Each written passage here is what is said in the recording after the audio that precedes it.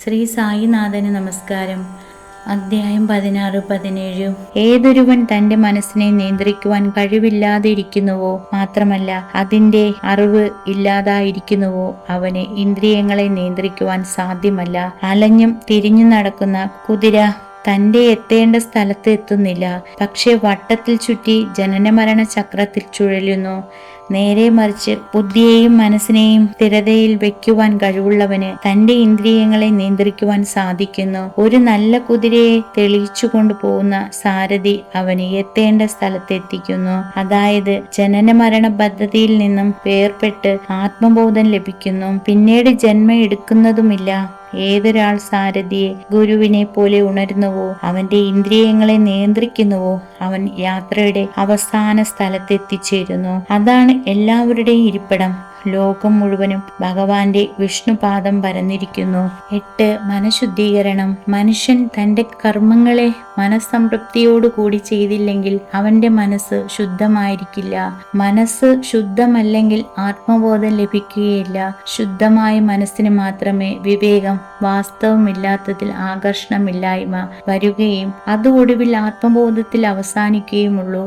അതേമാതിരി അഹംഭാവം, അത്യാഗ്രഹം ഇവകളെ ഒഴിച്ച് മനസ്സിനെ ഒന്നിലെ ആഗ്രഹമില്ലാതാക്കി തീർത്താലേ ആത്മബോധം ലഭിക്കുകയുള്ളൂ. ഞാനാണ് ശരീരം എന്ന ഉണർവ് ഒരു വലിയ മായയാണ്.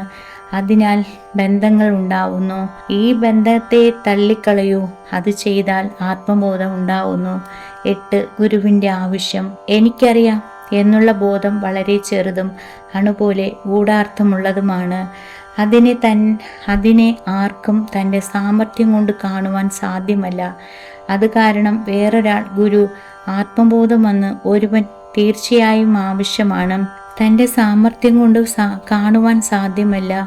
അതു കാരണം വേറൊരാൾ ഗുരു, ആത്മബോധം വന്ന ഒരുവൻ തീർച്ചയായും ആവശ്യമാണ്. മറ്റുള്ളവർക്ക് വലിയ ശ്രമത്തിനാലും വേദനയാലും ലഭിക്കാൻ സാധിക്കാത്തത് ഗുരുമൂലം വളരെ എളുപ്പത്തിൽ കിട്ടുവാൻ സാധ്യമാണ്.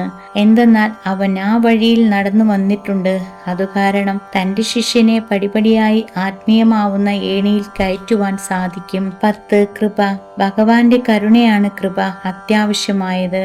ഭഗവാൻ ആരെങ്കിലും സ്നേഹിച്ചു പോയാൽ അയാൾക്ക് അധികം വിവേകവും വൈരാഗ്യവും കൊടുത്ത് ഈ ലൗകിക സമുദ്രത്തിൽ നിന്ന് വളരെ സൂക്ഷ്മമായ നിലയിൽ ഉയർത്തുന്നു. വേദങ്ങൾ തന്നെത്താൻ പഠിക്കുവാൻ സാധ്യമല്ല. അറിവ് മാത്രം കൊണ്ടോ പഠിപ്പുകൊണ്ടോ മാത്രം ഇത് കഴിയുകയില്ല. ആത്മാവ് വേദങ്ങൾ പഠിക്കുന്നതിനാലോ ബുദ്ധി കൊണ്ട് മാത്രം ലഭിക്കുന്നതല്ല. ആത്മാവ് വേദങ്ങൾ പഠിക്കുന്നതിനാലോ ബുദ്ധി കൊണ്ടോ മാത്രം ലഭിക്കുന്നതല്ല. ആത്മാവ് ഏതൊരുവൻ തിരഞ്ഞെടുക്കുന്നുവോ അവനെ കൊണ്ടത് സാധിക്കുന്നു. അവന് മാത്രമേ ആത്മാവിന്റെ പ്രകൃതി വെളിപ്പെടുത്താനാകൂ എന്ന് കഠോപനിഷത്തിൽ പറഞ്ഞിരിക്കുന്നു. ഉപന്യാസത്തിന് ശേഷം ബാബ ആ മാന്യനോട് പറഞ്ഞു, നല്ലത്, നിങ്ങളുടെ പോക്കറ്റിൽ 50 പ്രാവശ്യം 5 രൂപ പ്രകാരം 250 രൂപ ബ്രഹ്മമുണ്ട്, അതിനെ എടുക്കൂ. ആ മാന്യൻ തന്റെ കീശയിൽ നിന്ന് ഒരു കെട്ട് നോട്ടുകൾ എടുത്തു എണ്ണി നോക്കി. അദ്ദേഹത്തിന് അതിശയത്തിന് അതിരില്ലായിരുന്നു. 25 10 രൂപ നോട്ടുകൾ ഉണ്ടായിരുന്നു. ബാബയുടെ സർവജ്ഞാന ശക്തിയെ കണ്ടു അദ്ദേഹം കാൽക്കൽ വീണു തന്നെ ആശീർവദിക്കുവാൻ അപേക്ഷിച്ചു. ബാബ പറഞ്ഞു, ചുറ്റിയെടുക്കൂ നിന്റെ ബ്രഹ്മത്തെ, അതായത് നോട്ടുകൾ. നിങ്ങൾ അത്യാഗ്രഹത്തെ അകറ്റിയില്ലെങ്കിൽ നിങ്ങൾക്ക് ബ്രഹ്മം കിട്ടുകയില്ല. ധനം, മക്കൾ, സുഭിക്ഷം ഇവകൾ ആഗ്രഹിച്ചിരുന്ന നിന്റെ മനസ്സ് അവയിലുള്ള ബന്ധങ്ങളും വിടാതെ എങ്ങനെ നിങ്ങൾക്ക് ബ്രഹ്മം ലഭിക്കും? പണത്തിലുള്ള ആഗ്രഹം ഒരു വലിയ ആഴമുള്ളതും ചുഴലിയും വേദനകൾ, ചതി, അസൂയ മുതലായവകളോട് രൂപത്തിൽ മാതിരിയുമാണ്. ഏതൊരുവൻ ഒന്നിലും ആഗ്രഹം ഇല്ലാതായിരിക്കുന്നുവോ അവന് മാത്രമേ ഈ ചുഴി കടക്കുവാൻ സാധിക്കുകയുള്ളൂ. അത്യാഗ്രഹവും ബ്രഹ്മവും ഒരു വടിയുടെ 2 അറ്റം മാതിരിയാണ്. അത്യാഗ്രഹമുള്ള സ്ഥലത്തിൽ ബ്രഹ്മത്തിന്റെ ആലോചനയ്ക്ക് തീരെ ഇടമില്ല. പിന്നെ എങ്ങനെ ഒരു ദുരാഗ്രഹിക്ക് പ്രശാന്തിയും മോക്ഷവും കിട്ടും? ഒരു അത്യാഗ്രഹിക്ക് ശാന്തി, തൃപ്തി ഇവ ലഭിക്കുന്നില്ല. ചെറിയൊരംശം ആഗ്രഹം മനസ്സിൽ ഉണ്ടായിരുന്നുവെങ്കിൽ എല്ലാ സാധനങ്ങളും വ്രതാവാണ്. മനസ്സിനെ ശുദ്ധീകരിക്കേണ്ടത് അത്യാവശ്യമാണ്. അതില്ലാതെ നമ്മുടെ ആത്മീയ പ്രയത്നങ്ങൾ ഒരു വലിയ ആഡംബരമില്ലാത്ത ഉപയോഗശൂന്യമായി തീരും. അതുകൊണ്ട് ഒരാൾ അയാൾക്ക് എന്തു ചെയ്താൽ ഉപയോഗപ്രദമാകുമോ ഒപ്പമാകുമോ അതുമാത്രം ചെയ്യുവാൻ ശ്രമിക്കുക. എന്റെ ഖജനാവ് നിറഞ്ഞിരിക്കുന്നു, ആർക്കെന്തു വേണമെങ്കിലും കൊടുക്കാം. പക്ഷേ എന്റെ സമ്മാനം ലഭിക്കുവാൻ അദ്ദേഹം അർഹതയുള്ളവനാണോ എന്നത് ഞാൻ നോക്കണം. നിങ്ങൾ ശ്രദ്ധയോടെ എന്റെ ഈ സംസാരം ഗ്രഹിച്ചാൽ തീർച്ചയായും നല്ല അനുഭവസ്ഥന്മാരാവും. ഈ മസ്ജിദിൽ ഇരുന്നു കൊണ്ട് ഞാൻ കള്ളം പറയുകയില്ല.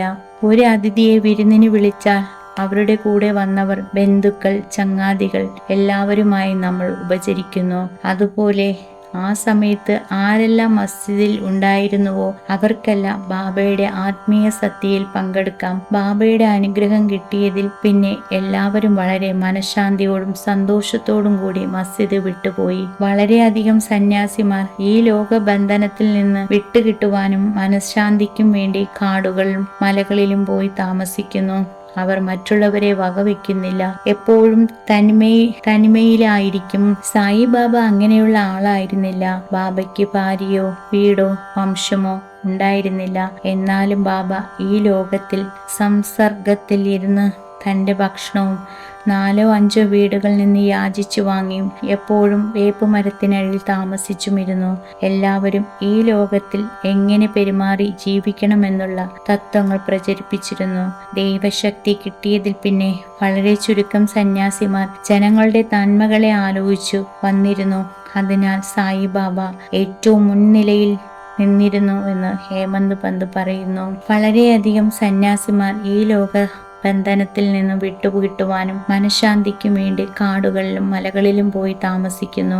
അവർ മറ്റുള്ളവരെ വകവെക്കുന്നില്ല, എപ്പോഴും തനിമയിലായിരിക്കും. സായിബാബ അങ്ങനെയുള്ള ആളായിരുന്നില്ല. ബാബയ്ക്ക് ഭാര്യയോ വീടോ വംശമോ പരമ്പരയോ ഉണ്ടായിരുന്നില്ല. എന്നാലും ബാബ ഈ ലോകത്തിൽ സംസ്കർഗത്തിൽ ഇരുന്നു തൻ്റെ ഭക്ഷണം 4-5 വീടുകളിൽ നിന്ന് യാചിച്ചു വാങ്ങിയും എപ്പോഴും വേപ്പുമരത്തിനടിയിൽ താമസിച്ചുമിരുന്നു. എല്ലാവരും ഈ ലോകത്ത് എങ്ങനെ പെരുമാറി ജീവിക്കണമെന്നുള്ള തത്വങ്ങളെ പ്രചരിപ്പിച്ചിരുന്നു. ദൈവശക്തി കിട്ടിയതിൽ പിന്നെ വളരെ ചുരുക്കം സന്യാസിമാർ ജനങ്ങളുടെ നന്മകളെ ആലോചിച്ചു വന്നിരുന്നു. അതിനാൽ സായിബാബ ഏറ്റവും മുൻനിലയിൽ നിന്നിരുന്നുവെന്ന് ഹേമന്ത് പന്ത് പറയുന്നു. ആമീൻ. ശ്രീ സായിനാഥന് നമസ്കാരം. എല്ലാവർക്കും നിർവൃതി ലഭിക്കട്ടെ.